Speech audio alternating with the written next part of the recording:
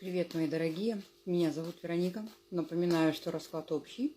Личные пишите в WhatsApp. Давайте с вами сделаем расклад, откуда подует ветер перемен. Итак, откуда он подует?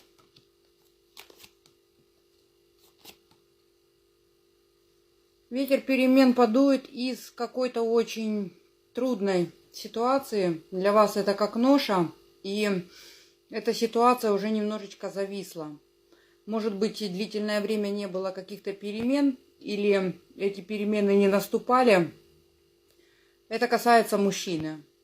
Мужчина стабильный, самодостаточный.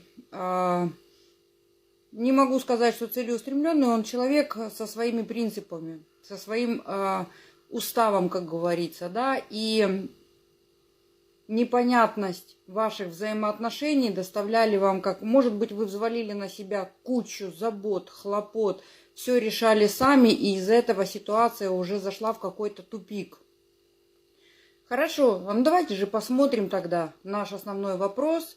Что принесет этот ветер перемен в эту ситуацию?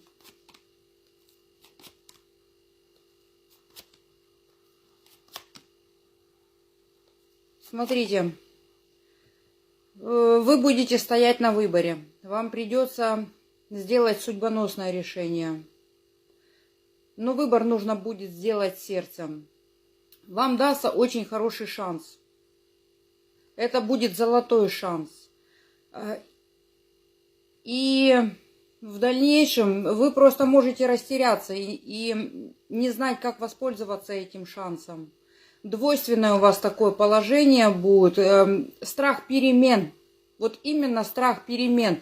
Вам не будет хватать немножко силы и ресурса. Но я вам сейчас уже даю предупреждение, что вам идет очень хороший шанс. Здесь не нужно будет терять время на раздумья, на какую-то неопределенность, на бездействие.